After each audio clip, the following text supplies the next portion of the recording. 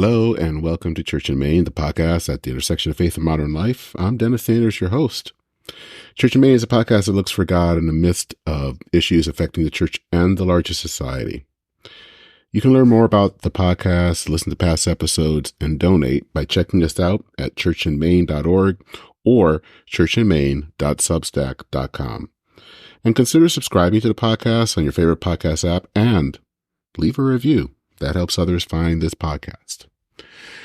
So, I actually have a new episode coming up this week that you will be hearing about a Lutheran congregation in the Minneapolis St. Paul area that got involved in helping to provide housing for those experiencing homelessness. But as I was preparing that interview, I looked back or remembered another interview I did at another Lutheran church. This is what happens when you live in Minnesota, which has lots of Lutherans, is of a church that the pastor went there initially, at least by the Synod, thinking that he was there to be a hospice pastor, there to close a congregation that had seen better days. But that didn't happen. In fact, it has thrived. And so I was thinking about this episode when I thought about this episode that I did back in December of 2021. It reminded me just of the recent episode I did with Graham Bocott about St. Anne's Anglican Church in Ontario.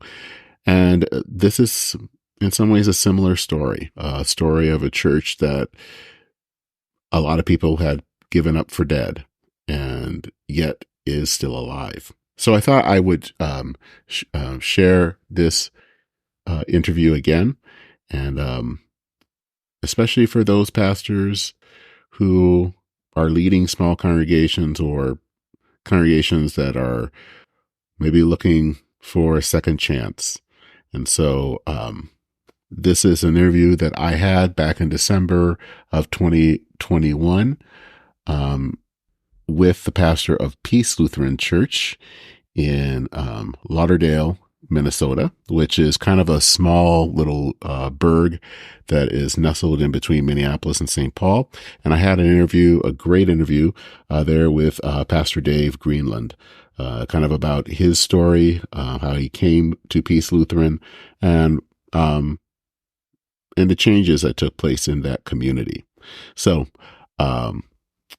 I will go ahead and let you listen to this. And just to let you know, early on, I do talk about the podcast being called En Route, and it's kind of like the one I did a few episodes ago.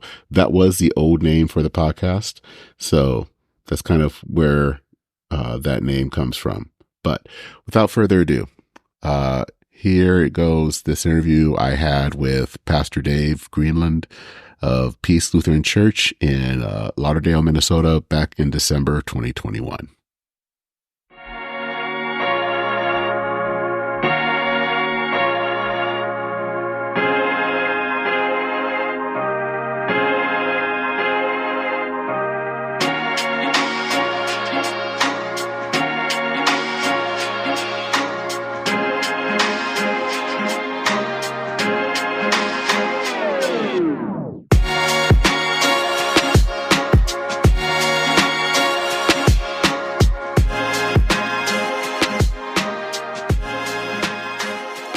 Hello and welcome to En Route, the podcast that is a journey of faith in modern life. Well, it is December. I hope that you have had a good Thanksgiving and that you're entering into the season of Advent. This is Dennis Sanders, your host. This is the podcast where we explore the who, where, why, what, and how of religion and other topics. So, what's going on today? Well, tell me if you've heard this one before. There's this mainline Protestant congregation in some city or suburb. It might be about 60 years old. It could be 120 years old. The kind of good old days of this congregation were in the 1960s and 70s, when the church had maybe about 800 members and had 2 services every Sunday. Then in the 1980s, the church started to lose members. It was just a few people at first, but then it accelerated. There were families that left, but there were also older members, some that died and some that could no longer make it to church. There were a lot of different things that were tried in order to maybe turn things around, but nothing really worked. By 2010, the church that once had 800 members in 1967 now had about 80 members. The church that was once bursting at the seams now feels empty. The remaining members are starting to wonder how much time they have until they'll have to close the doors of the church. Now, this scenario or something like it has been played out over and over again in congregations around the country. Churches are dealing with declining membership and declining budgets. And just like this fictional church, they wonder, how long do they have until they have to hold their last worship service? It doesn't have to be that way. Peace Lutheran Church is a congregation of the Evangelical Lutheran Church in America. It's located in the small town of Lauderdale, which actually kind of lodged between Minneapolis and St. Paul. When Pastor Dave Greenlund was asked to pastor the congregation, he was basically told by the Synod office that he may have to be the hospice pastor for the congregation, the person that was going to allow and help to lead the church to die a good death. That was in 2004. Peace is still alive. It's still kicking, and it's even grown a bit. So in this episode, I get to chat with Reverend Greenlund, and it's about the story of Peace, how it learned to connect with the community around it, and actually how it learned to be dead in order that it could be resurrected. Let's listen to Dave Greenlund.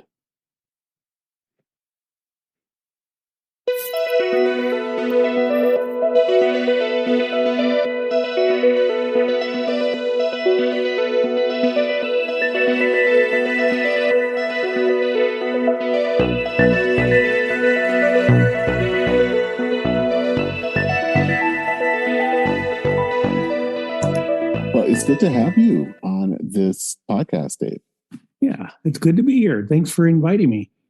Well, I think the first thing to ask is a little bit about your own background as a pastor, Lutheran pastor, and then a little bit about the church itself. Mm-hmm. Yeah. All right. So I'm from the inner city of Chicago, and I was Lutheran my whole life as a kid. Just happened to be the church that our family lived closest to. With, a single mom and grandparents. And I went to a Lutheran college in South Dakota, because it was far enough away and something different culturally. And when it came time for me to go to seminary, I decided that I'd been steeped in the Lutheran tradition for so long. I needed something different. I needed to see what the world was as far as Christianity went. And so I went to Iliff School of Theology, a Methodist school in Denver. Okay. And then when I got a taste of the Methodists and the United Church of Christ and the Catholics and everybody else, it was much more diverse religiously there. George Tinker, Osage Indian and Lutheran, was my advisor at Iliff. And he said, boy, when you go off for your Lutheran year after your master's, you should really go to the GTU in Berkeley, California, because they really have a connection to all the denominations. So that's what I did. And I ended up on the West Coast for a good number of years, 4 or 5 years, and then had an internship in Hollywood, California. Made my way back east for my first call in the Black Hills, South Dakota. And then Como Park Lutheran Church here in St. Paul, and then eventually over here to Peace Lutheran. So this is my third call. Okay. And And what made you? how did you find yourself at peace? What got you there? Yeah. Basically got a call from the bishop's office asking if I would consider moving over from Como Park to here, which is, and you can drive there in 3 minutes or less. It's so close. And usually that's not usually thought of as a good idea, because you'll have, parishioners that'll follow a pastor to another place if it's just down the street, and didn't really want that kind of a mess. But, the bishop at the time, I just thought, I don't have any issue with that. The two churches are so vastly different. Mm-hmm. One being very traditional, and the other one being so small and almost like a rural church in the middle of the city. And besides that, it had very few members, and the bishop's office more or less thought, our days were numbered here. So they leveled with me and said, if you take that call, basically it's hospice ministry, and you'll be closing the ministry down after 70 years or so, because it's just got a handful of people left, and that's what it'll be. So I basically came in with my eyes open to the interviews, and then found out really quickly that the people on the call committee, they weren't looking at it as a time to shut the building down, shut the ministry down. They were looking to find ways to radically do something different in their neighborhood, but just didn't have the bodies. So it's kind of a very traditional story in the mainline church now, especially for inner city. Well, even more suburban and even country churches. How do we get people back in the membership or back in the community of faith? And so when it's been going downhill for so long, as far as people being a part of it, it's pretty hard to turn it around. So I think it was just being realistic on the part of the synod. And we just had our second kid too. So, and we just happened to live 2 blocks from this church in Lauderdale itself, which is a little city, little town with its own city hall and everything. So I came in and realized really quickly that they really wanted to do something. And I thought, well, that's kind of exciting without a lot of illusions of, boy, this could be something, whatever, that could stay around. They had the ticker going, at the current giving rate of the current membership, we will be open for 18 months. And then it was, then we'll be open for 16 months. And every month, depending upon what the offerings were, we would adjust that. Okay, we've got enough money to exist for 11 more months, or and so it was kind of, and sometimes even published in the bulletin that way, which becomes such a defeatist kind of a thing. You've seen it in many places. In order to continue this ministry, we need $1 million each week. Last week, we got $27.60. This is how far off we are. And so basically people can just continue to stare at the wreckage of a ministry that it can't sustain itself. So that just really deflates people. So they were kind of there, but at the same time, they were really wanting to be faithful to this place, this neighborhood, and do something. And so they wanted to hire me full time. And I would have, I'm more apt to say, yeah, I'll just, how about if I come halftime? They wanted a full time person in a ministry that wasn't taking anywhere near full time, needs. My wife at the time is my greatest agent and advocate, and she said, "You can't take anything less than guidelines for full time ministry there." Because we do have a second kid, and she was in school, and the way she looked at it, and I think it's pretty right on. If I were to take the call here, if they paid me guidelines, we would just close that much quicker, a month earlier versus 6 months, later, depending upon the money so if we really want to be full time, let's do this the right way and let's just have faith and move forward. But and at the same time, the people here, the handful, they were realistic too. They recognized that, as much as they desired to stay alive, it might not be in the cards. It might not be the best thing. It might not be. They may not have what the neighborhood needed at this moment, and they were going to be okay with that. So the idea was, if I came here, we would do what we always wanted to do here, as a people, and we won't go out just wishing. So one of the things that they wanted to do for years here, I came to find out, was they always wanted to work on houses in the neighborhood for their neighbors and care for their neighbors. And they even put it in place. They did a lot of work in developing a program, a barter system program, where people would sign up with their gifts and they would get points for their gifts. So I'm always fond of saying, if you were a brain surgeon here and you said, I could do brain surgery, you would get the equivalent of 5 points per hour. But if you crocheted gloves, hats, and mittens, it takes a lot longer to do that. Mm-hmm. But it takes expertise too. That only gets 3 points per hour. So a brain surgeon gets 5 points per hour. And so the idea is, a plumber would get 3 points per hour, 5 points. And then when you needed some work, let's say the person doing the gloves would need some plumbing work. They could call the plumber and say, I've got 6 points saved up. Could you come and work on my plumbing? And that's the way it was designed to work, but it didn't work. And I've come to understand it didn't work because people didn't really need each other. People really don't need each other.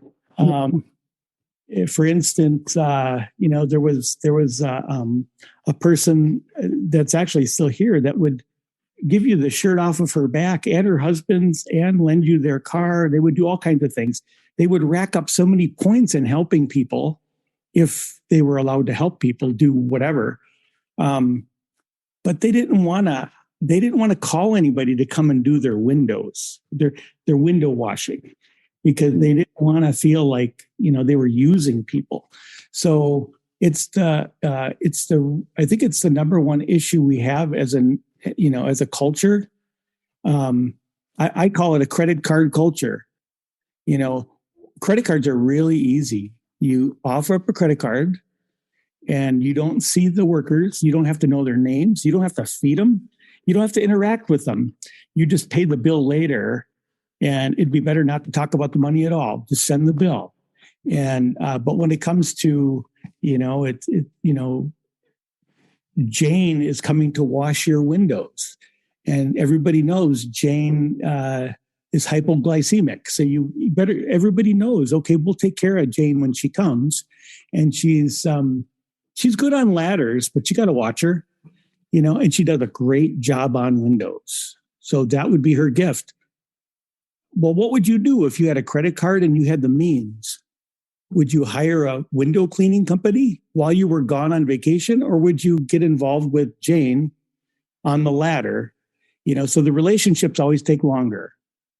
And you have to own the project together. Mm-hmm. And if the windows don't get completely cleaned the proper way, you only have Jane and yourself to blame, instead of just pushing it off to some other. Again, the credit card separates us. It becomes a wall between us and our neighbor. So it failed. They had all these, over 100 people signed up with the gifts that they could offer, but nobody was calling in ever to get help. And, it was, it was a wonderful vision. So when I got here, that's one of the things we had to work with is what do they want to do? And And when you mean they, you mean the congregation? Well, the congregation of 20 or less people. They really wanted to live out this vision, and but now it was becoming apparent that they were very close to closing. They could see the end from where they were seated. And so what we agreed on was, okay, let's have this vision. Let's do this. Let's take the money we've got left and put flyers out at every house in Lauderdale. 700 houses is about what we have. And by foot, we walked around, delivered these flyers, and just put them in the doors. Don't bother anybody. Don't knock on the doors. I mean, they've been practicing for months before I came in 2004. They've been practicing about knocking on the doors of neighbors 2 by 2, because Jesus calls us to go out 2 by 2. And it would work like this. One person would go up to the door, the other person would stay on the curb, and you'd go up with your little board, and you knock on the door. Somebody would finally come after you prayed for a whole minute that they wouldn't. They finally opened their door and they say, "Can I help you?" And you say, "Yeah, we're from Peace Lutheran Church. Do you have a couple minutes for 3 questions? Because it's better to ask people questions and engage them than just say, 'Hey, would you come to church?'" So the questions are, what do you think the neighborhood needs? What could the church do more for the neighborhood?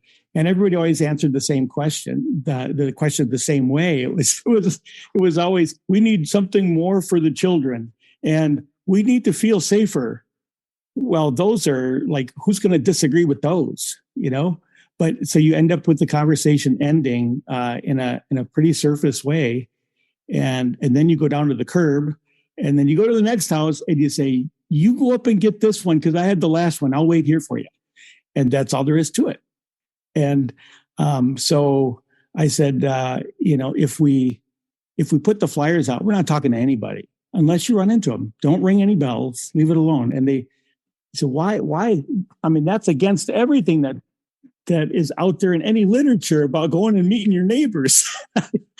I said, "Yeah." I said, "But let's think about it this way. And this is just for our neighborhood. It could be true for other places too. I found it's kind of true in a lot of places, but at least where I've been, if I wasn't your pastor called here, I live 2 blocks from here. So let me guess, you want to go and meet these people right at supper time because everybody will be there at supper time." So I said, "I'm not your pastor. You ring my bell. It's supper time. I've got a 4-year-old and a 2-year-old. I'm making dinner alone. The bell rings. I look around the corner and I see through the front window that it's somebody with a clipboard. And I see somebody down below on the bottom of the steps, and I'm thinking Jehovah's Witnesses." Mm-hmm. And I'm thinking, "Oh, shoot, there's a pot of water boiling, and I've got a 4-year-old that wants to climb up there and stir it.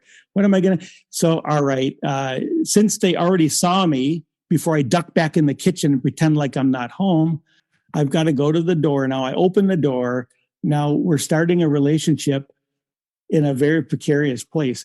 I don't want to be answering the door, and they don't want me to answer the door. So we're starting a relationship in a place where neither one of us really wants to be there. And now we're going to go from there. So I just said, forget it. Unless you run into somebody and you have a natural connection, and you can have a conversation, let it be. So we did that. We put these flyers out, and out of 700 flyers, we got 3 responses, and which isn't a whole lot. And one of them was a member. So the flyers basically said, "We'll come and we'll fix anything on your house, mm-hmm. from foundation to roof, plumbing, electric, anything you got wrong. We'll bring all the materials and we'll bring the labor for free." And at first they were worried about, we've only got $40,000 left in this ministry. If we if we do this, we could go through that in 1 week with a house project. And I said, yeah, that's true, but we're not going to get anybody to ask for help. Number one, that's going to be a problem. And I basically said, if a church group that I didn't know about showed up on my doorstep and said, we want to put a roof on your house for free, I would chase them off my property. So get out of here. I don't know you, and I don't know what what are you doing? And I mean, are you roofers? All of that.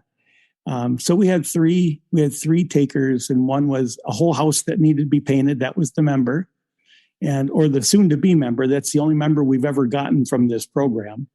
And so we had two others. One was a garage that was kind of falling into the ground, kind of rotting. And another one was a roof project. And so we had three of them. And the weekend that came, we showed up, and we had about 20 members that came, and a handful of people from the neighborhood that I already knew. And we made these little sandwich boards that we called it Christmas in August. And partly because it's kind of a neat name. Nobody knows what it is. And it gives people the natural first question, like, what is that? And we'd put the boards up in the front, and neighbors would come out and say, what are you guys doing? What's happening here? Because none of us really look like construction workers, and we're kind of a ragtag team. And we tell them what we're doing, and they either helped or they'd give us a lot of accolades. And by the time that first summer project was done, we had more money than when we started, because the neighbors were donating, just saying, we're so glad you're doing this for Millie, or,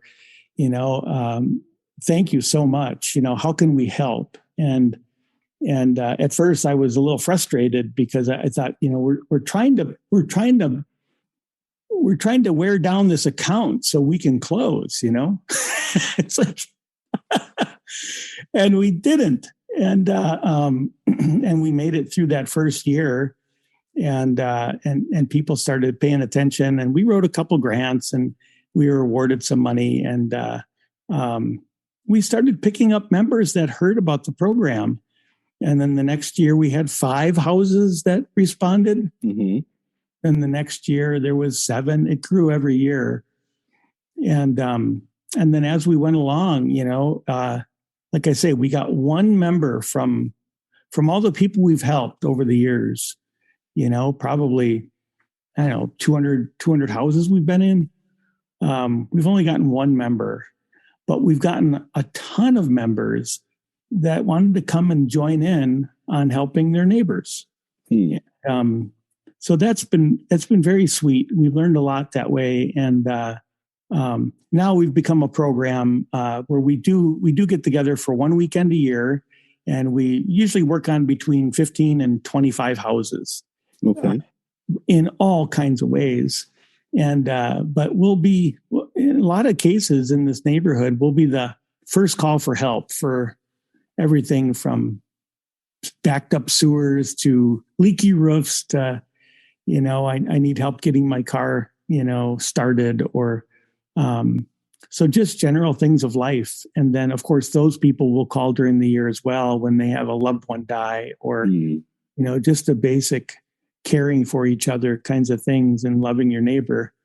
And so we've got a very rich presence in the neighborhood, and we worship, before the COVID thing happened, we would have physically in the building 50 people for worship. We went in the first couple of years of doing this from the fastest growing ELCA church in the country, because we were growing exponentially.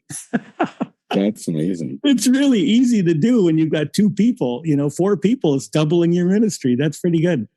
And I remember at a pastor's meeting, I had a friend that came up and said, oh my gosh, did you see that your church was named as this exponential growth? Where do you see it ending? Are you going to keep growing like that? And I said, no, we're not going to keep growing like that. We're going to hit the place where we've got some kind of a sustainable thing, or we're going to hit some kind of an equilibrium. And I think we're close to that. And I'm guessing that's where we'll be, and we'll help each other. And but it's not a dream to keep growing exponentially. One question: I was reading the article about you from Living Lutheran. Oh, yeah. And I think this was early on when you were interviewing with them, because they would say that the congregation was dying. Mm-hmm. You said it was dead. And could you explain what did that mean? And of course, the congregation isn't closed, but you were already saying it was basically dead. Yeah, you're hitting on a really big point. They wanted to see themselves when I came in 2004 as a congregation that was trying to redevelop itself, or it was trying to hang on. And no matter what they tried, it really wasn't getting any traction. And so we're a dying congregation. And I was the first Sunday that I was there, or I was here. For installation was the first Sunday installation service. And we had about, 150 or 200 people packed in this little sanctuary. And I thought, man, they were selling me a bill of goods. They're doing great.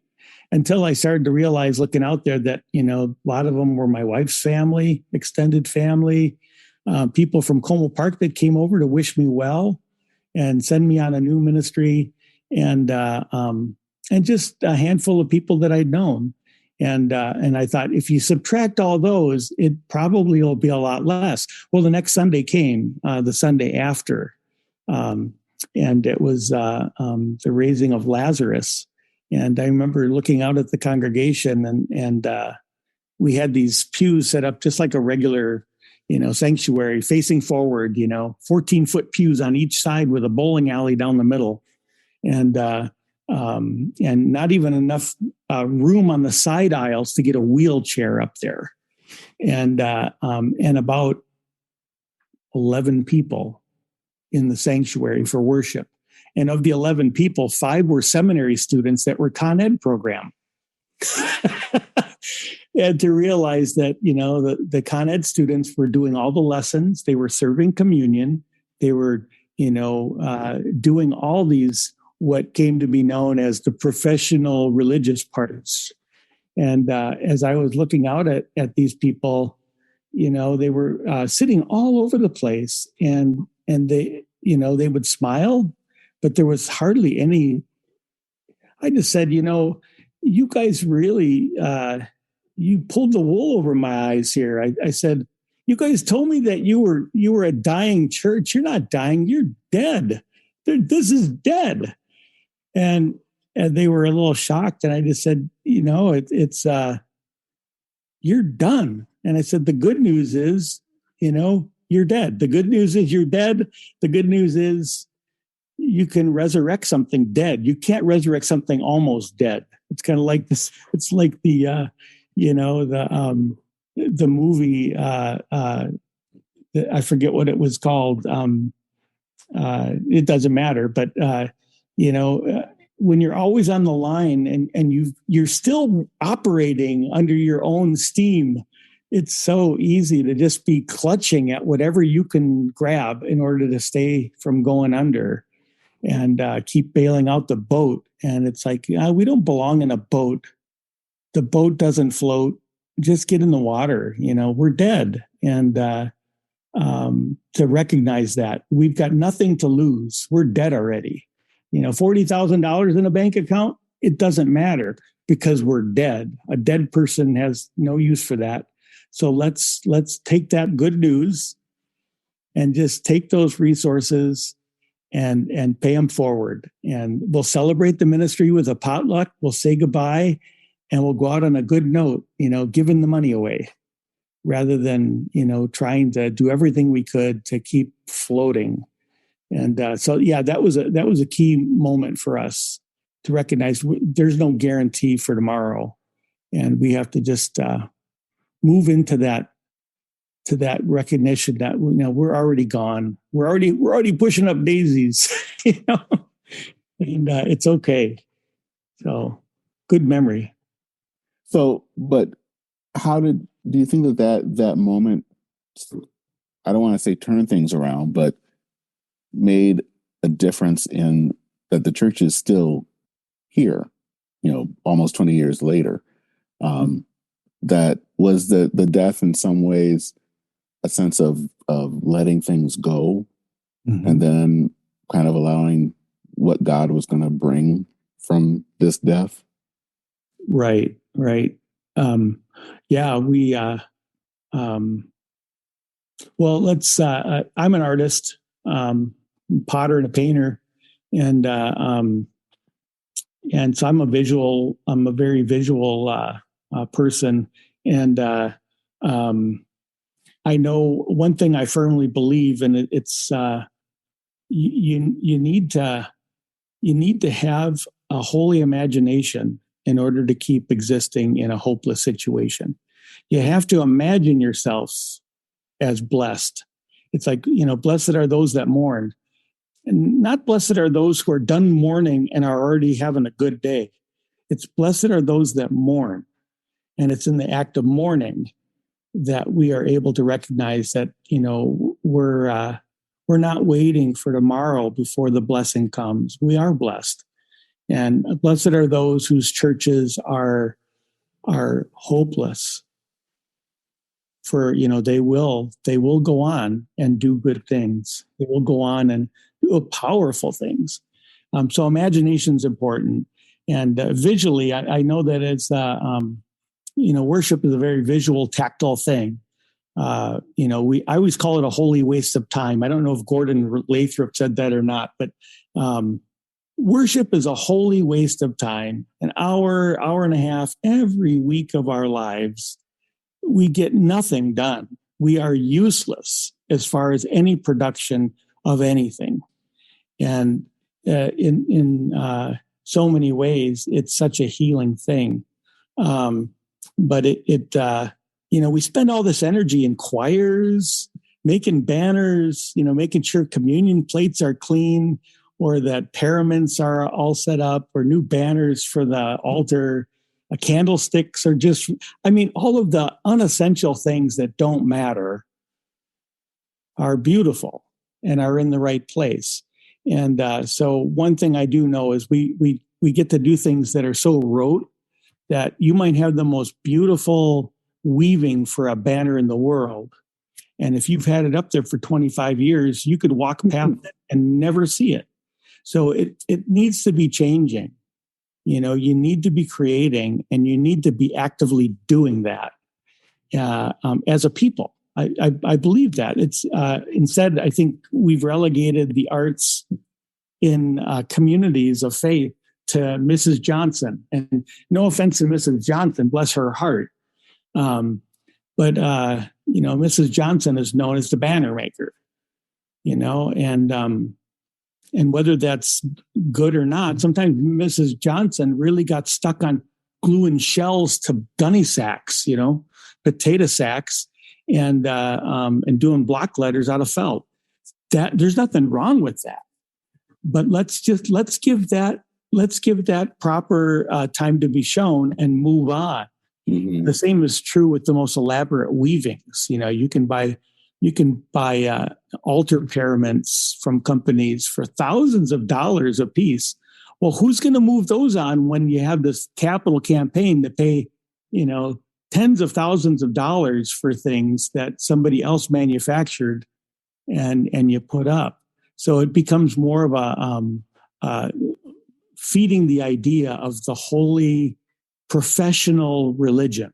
Mm-hmm. You know, if you order it through such and such company, then it must be a wholly professional thing, rather than, you know, let the kids make it, you know, and you might be surprised. So I think visually we started to work with the sanctuary and do art shows, and we cut up the pews. We started cutting the pews up because we only had a handful of people. Why not sit in a circle? Mm-hmm. You know, do we believe God is in our midst, or do we believe God is projected up on one end of the building, should we look at each other when we speak and sing? How should we develop, who we are and make our setting reflect what we believe? And so so I had to become a cheerleader for some awful projects. Awful. Like we pulled the carpet out after we cut the pews up, and the floor was so ugly. It was all asbestos tile from the 50s, brown and light brown and dark and just horrible. And we couldn't afford to cover them, but we did. We primer painted over the top of those things, and then we invited people to bring house paint. And we were going to teach each other how to marbleize the floor so it would look like marble. And it was horrible.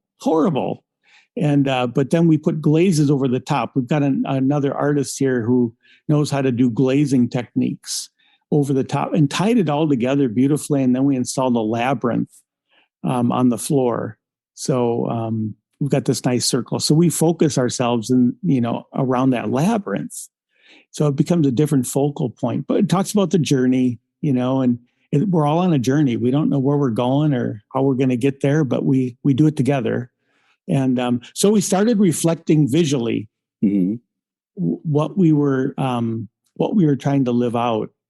And so all of a sudden, I put the seminary students that were wonderful. I've had so many wonderful seminary students back when that program was really working. I'll put them on notice. If you really need to practice reading the lessons, you can let me know. But if you're pretty good at reading the lessons, forget it. We don't need you.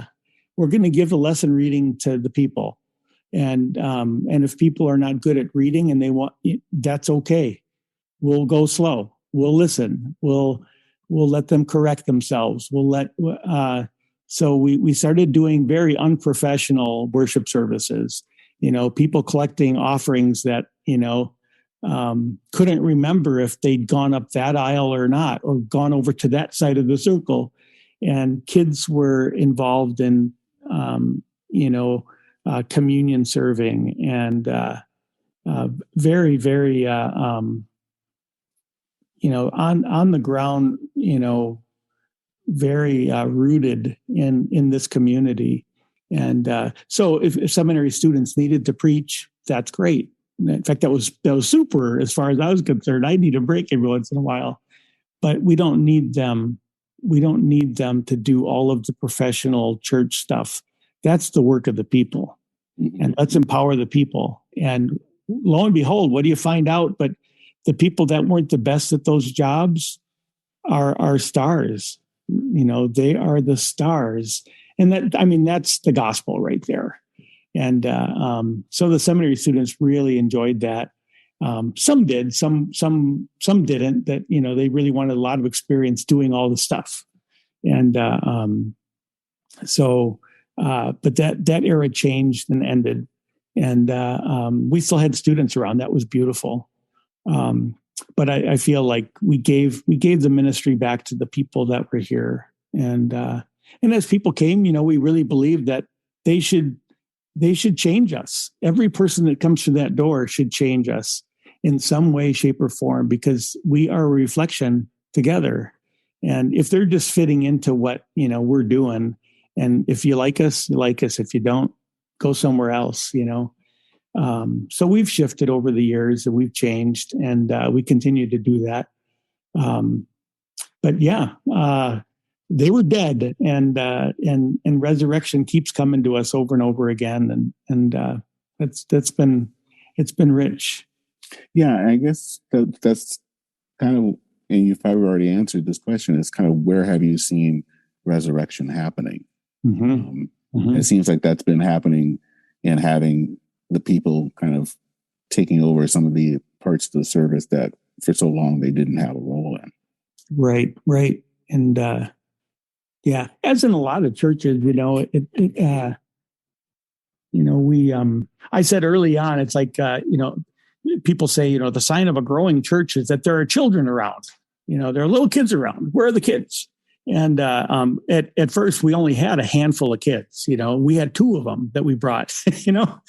And it's like, I said, well, there are children in each one of us. We each have an inner child. So I want all of us, including 97-year-old, Alice Matthews. All of us are on our knees painting the sanctuary floor. We're giving it our best shot and having fun with it and laughing at our mistakes. And we're going to be kids. And the grieving that takes place, we don't have enough kids to do a Christmas program, that kind of a thing. And it's like, well, we're still going to have a Christmas program. We're going to come and everybody just grab an outfit when you come in the door, and it's a no rehearsal Christmas program. And we'll call people up as the parts are told, and we'll have a narrator. And just to give you a little taste of this, we had a little girl that came. She's about 10 years old now. And when she was 2, her second birthday, she went in for a well check, and they found she had kidney cancer, and she needed to get a kidney removed and then have chemo and radiation. And as a 2-year-old. And so we walked with that family for, a couple of years of treatment and trying to get through cancer. Well, when she was about 4, 2 years later, the Christmas program came around, and here she is. She's bald except for the furry little hair on the top of her chemo-ridden head, and she's got steroids in her, and she's got necropathy in her feet, so her feet don't work perfectly. And anyway, she wants to be an angel for the Christmas pageant that year, and she comes in. And I tell you what, so disruptive. I mean, yelling and laughing, and she can't sit still in this angel outfit. So there are a bunch of angel outfits running around, and this kid is running from one end of the church sanctuary to the other and squealing.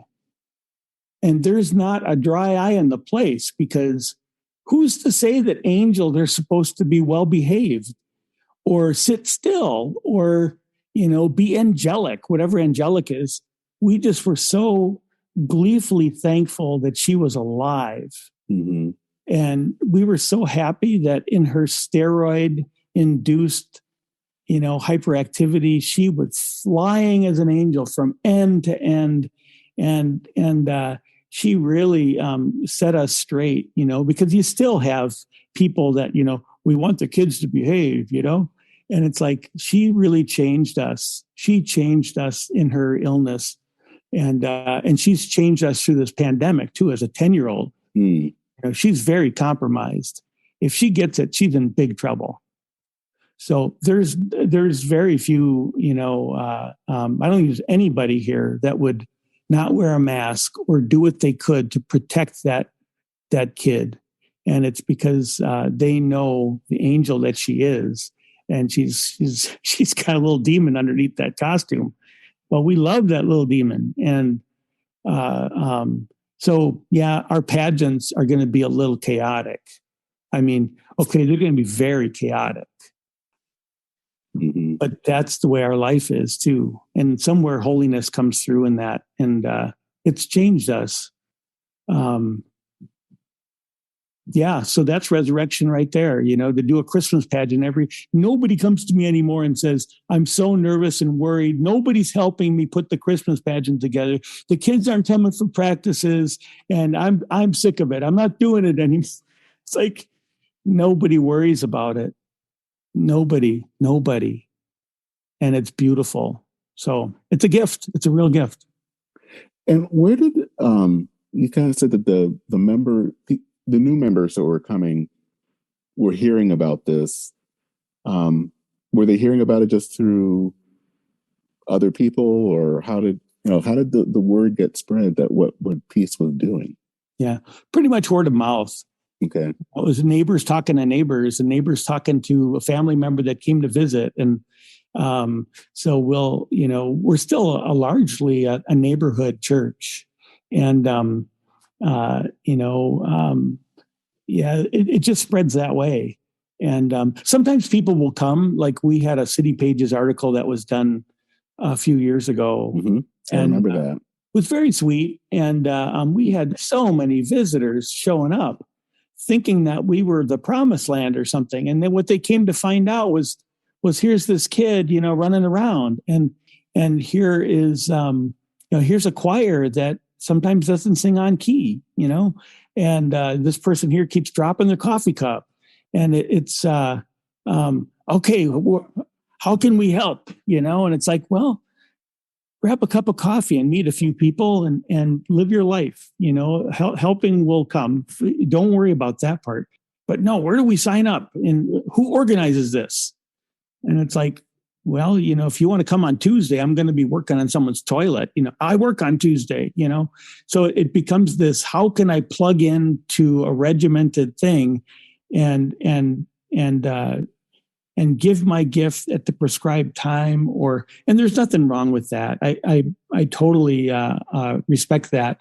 But the magic, that if there is any magic, it comes from people sharing their lives together. And so we had a number of people come through and then go back out. Because, it's better to be able to give than to just live your life with people. And but we've gotten a lot of support from the neighbors and from in the greater cities area and across the country, through that particular article.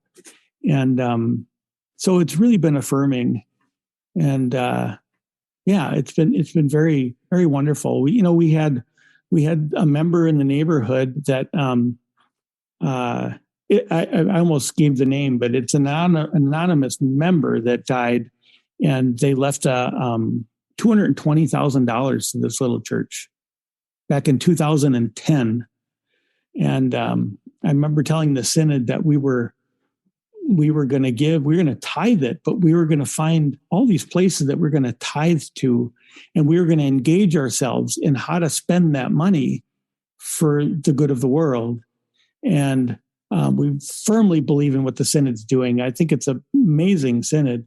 And but our people never really understood about connecting money as a tool to what we do.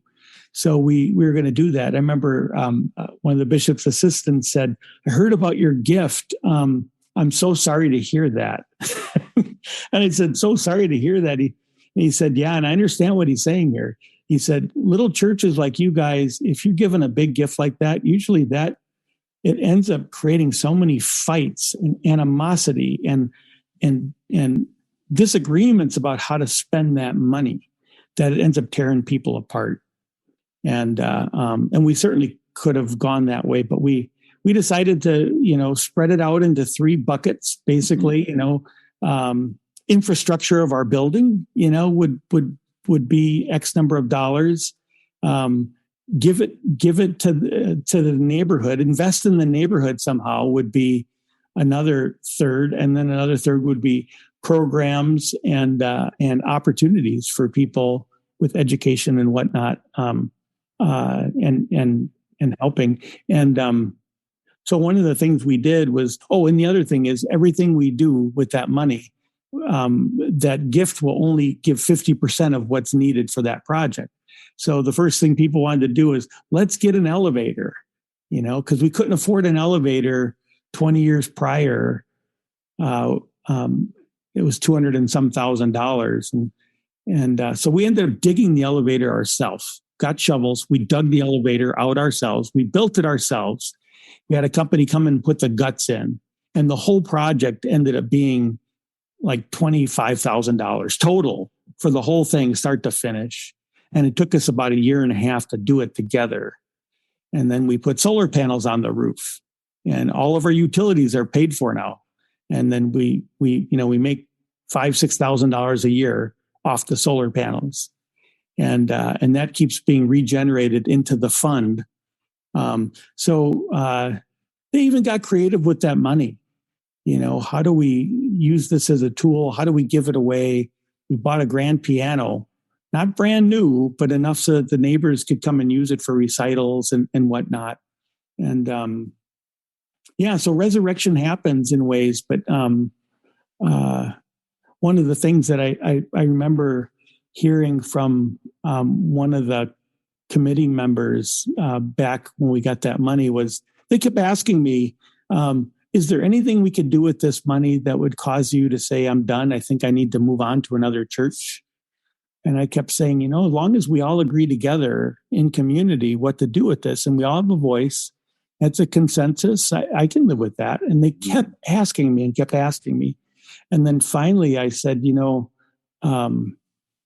if we use this money as a credit card, if we just take this money and use it to avoid needing our neighbors to help, then I think I'm done.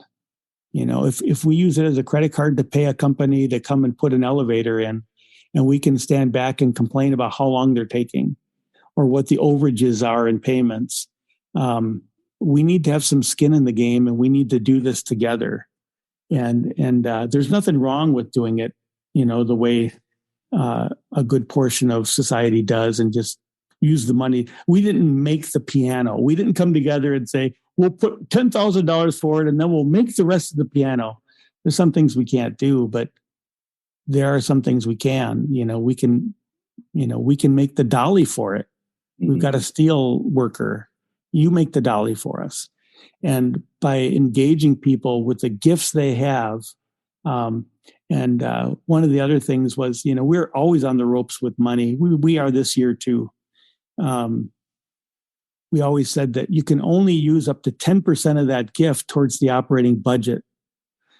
And it's been, how long's it been? 11 years since we got the gift. And we've never used a nickel of it for the operating budget, not one nickel.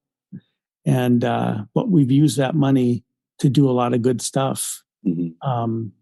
So that's been and, we're totally,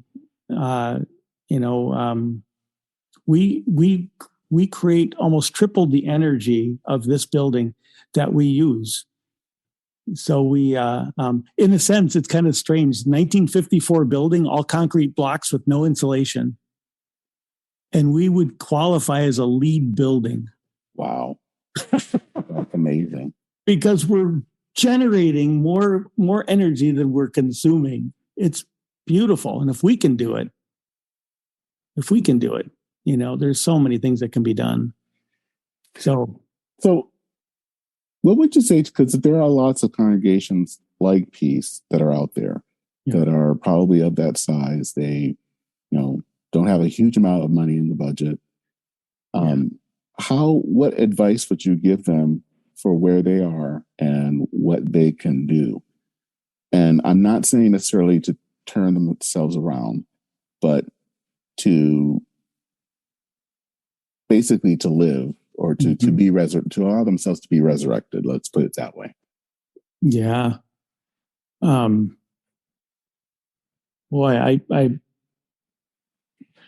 I think I'd begin with just finding out where do they have joy? Where does their joy stem from? Quit focusing on the scene of the accident. Quit looking at the cars that they've driven. Quit looking at who they've been in the past. Stop all that and start asking serious questions about where do they find their joy? Where do they see resurrection happening already? And where are they curious? What's their curiosity? And I'm talking about just in their regular lives, not in their church life, but where do they find their passion, and go from there. Mm-hmm. Like the church I had in the Black Hills of South Dakota, I did a few things with people around working on homes for neighbors that were in need out there. It didn't really work. It didn't fit that place. But we helped a few people. They have a whole different ethos going on in the hills. Mm-hmm. And they did it in other ways, through the arts and, community garden. And, but, they don't do it. Don't find something to do that can raise you money. Don't. It's like when we really look back on the ministry that we've done, we've gotten very little money from Christmas in August. It's cost us, but we've just come to enjoy it so much and to love our neighbors through it. And it's made a huge difference because it taps into our passion. Mm-hmm. And we're always being scrappy about how can we make the budget. We're always doing that. Maybe we could write this grant or that grant, or maybe we could, put together, and every year is different. Like one year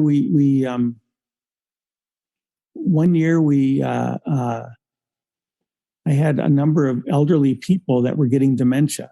Mm-hmm.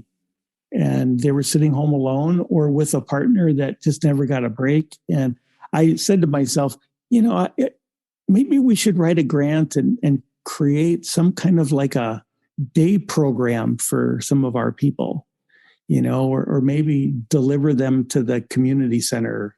And then somebody asked if we would be interested in putting an addition on their house as a kitchen right down the street. And next thing you know, I said, well, until I write that grant, maybe we'll do that with them. So we went down the street, and every day at lunch, the person that wanted this kitchen on their house was a volunteer of ours. She'd feed everybody that came. So she had people that, were forgetful and couldn't swing a hammer, so it was kind of like, I called it the Misfit Construction Company. And for over a year, everybody met there every day. And a lot of days I couldn't be there, but they'd still be there. They'd be sweeping up or sanding a little board that didn't need sanding or needed sanding.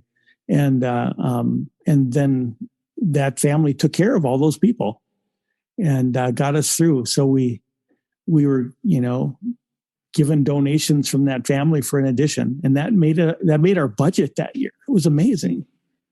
But we created a day program for people in need by doing it.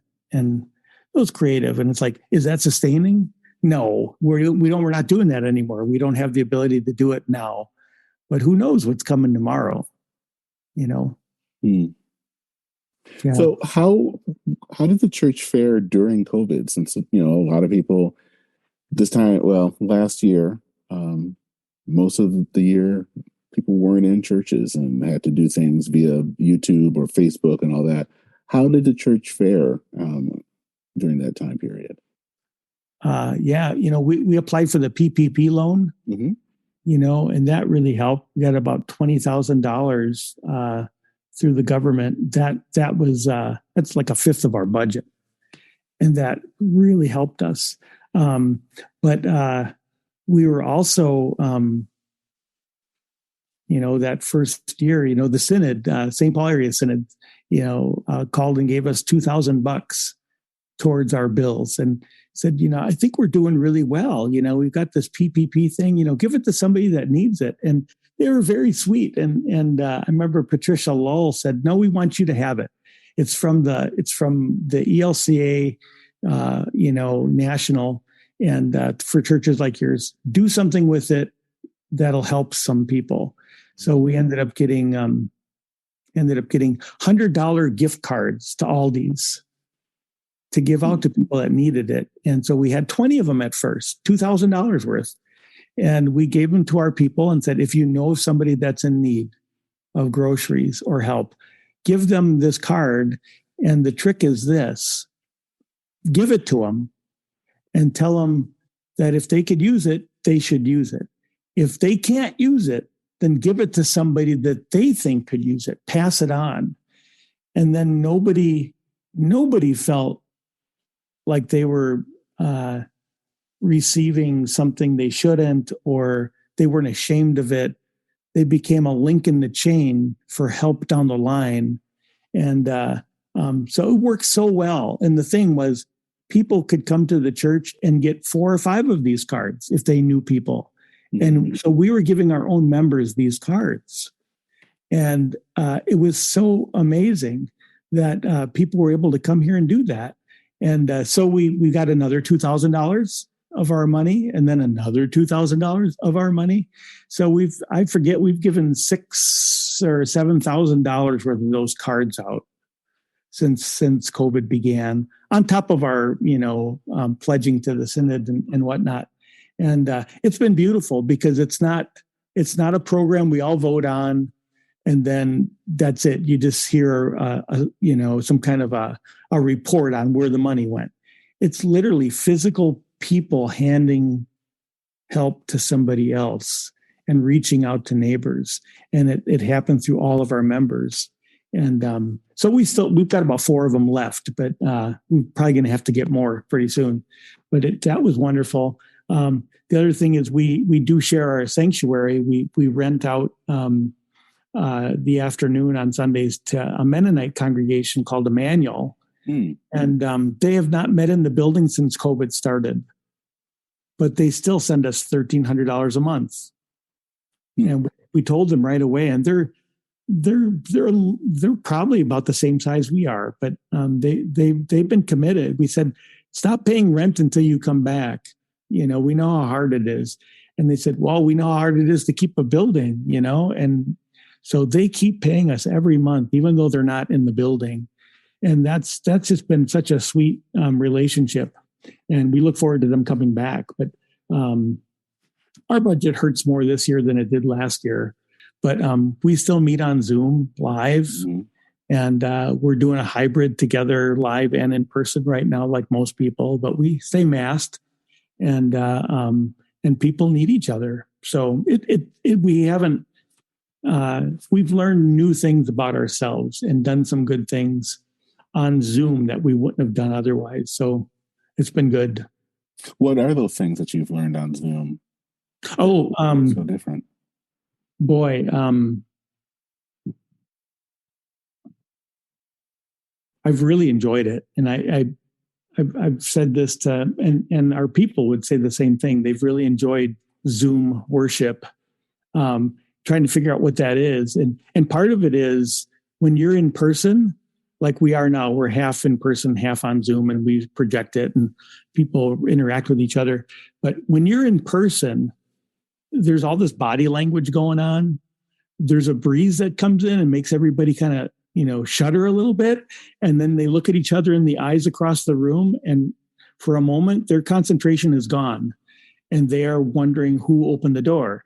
They're wondering, and then somebody drops something and then they look over and somebody's laughing. So there's all of this interaction that's going on that's unspoken in the room when it's live.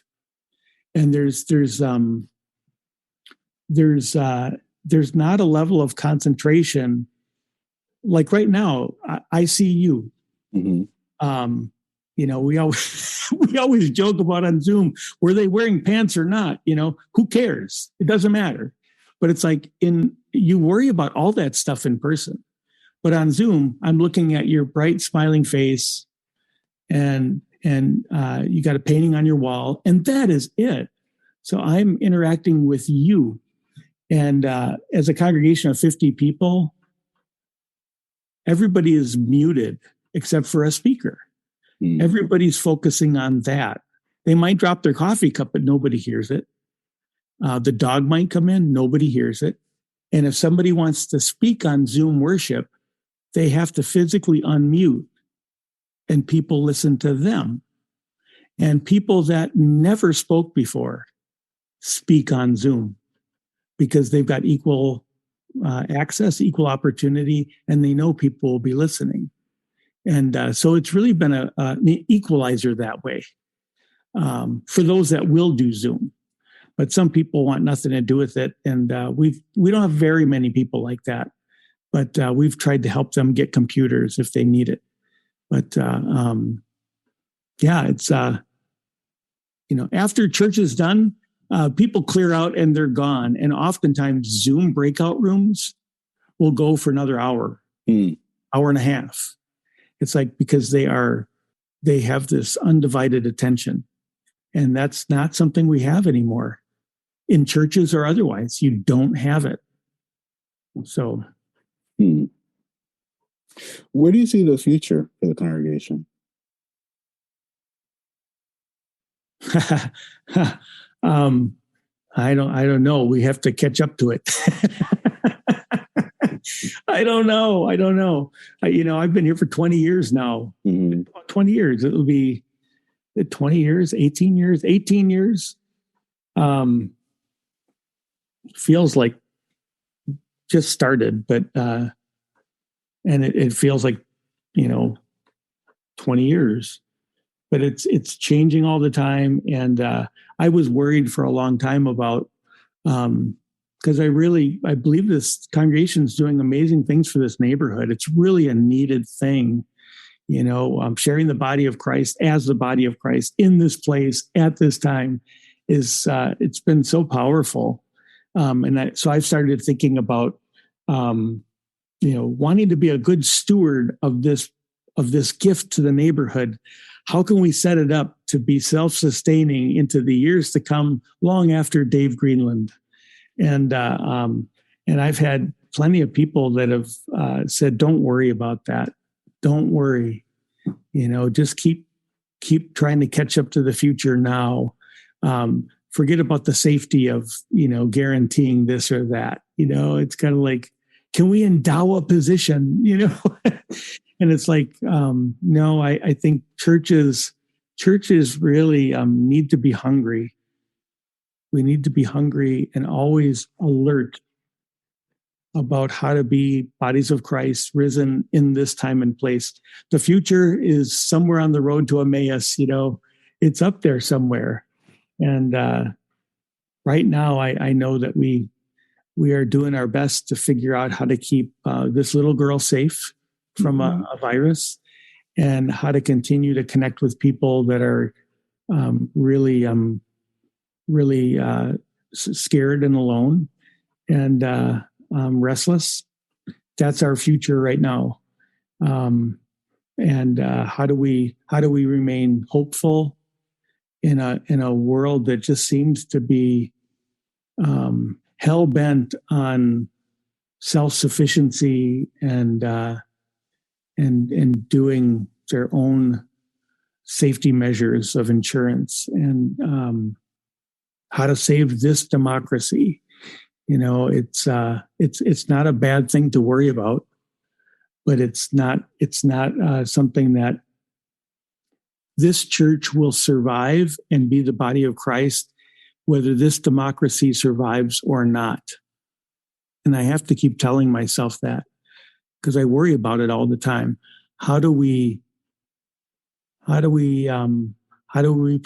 repair, the caste system we have in this country of racism?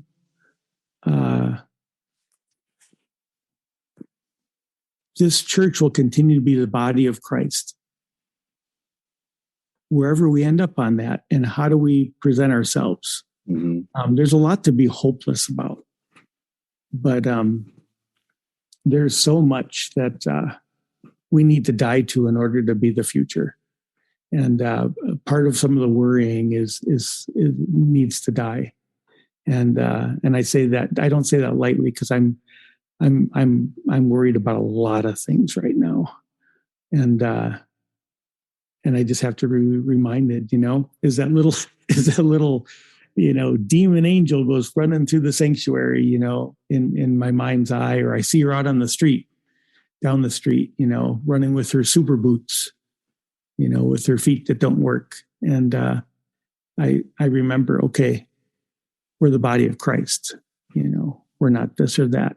So, I future, that ain't mine.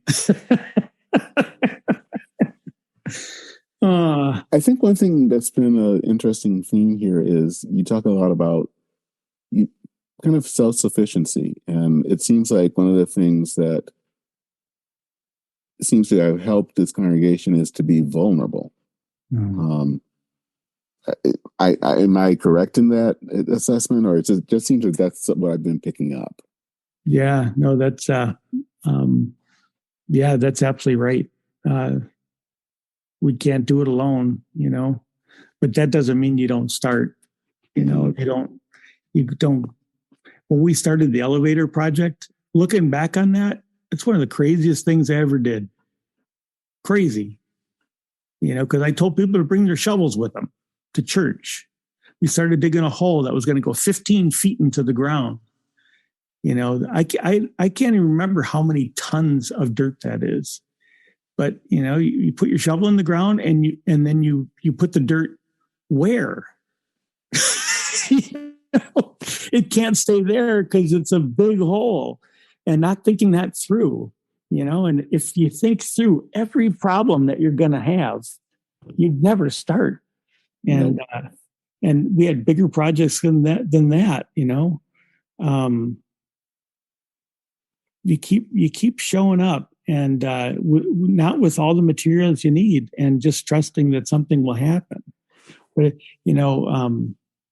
one example of that would be this. So we were going to put solar panels on the roof. And before we put solar panels on the roof, a hailstorm hit the roof, which was from God. The hailstorm from God hit the roof and gave us an insurance payout to put a new roof on this church, which we needed before we could put solar panels on. So they're putting the new roof on, and they realize they need insulation up there. And so they're putting insulation up there, and then they put the shingles on. And as a result, they've got insulation on the roof for the first time ever. And what happens is the roof is not going to melt the snow off anymore. So we created a problem. Now we've got this insulated roof that'll be more energy efficient, but now we're going to have this incredible load of weight on the roof that never was there. And the engineer for the solar panel said that the roof was going to collapse this winter in the first couple snows.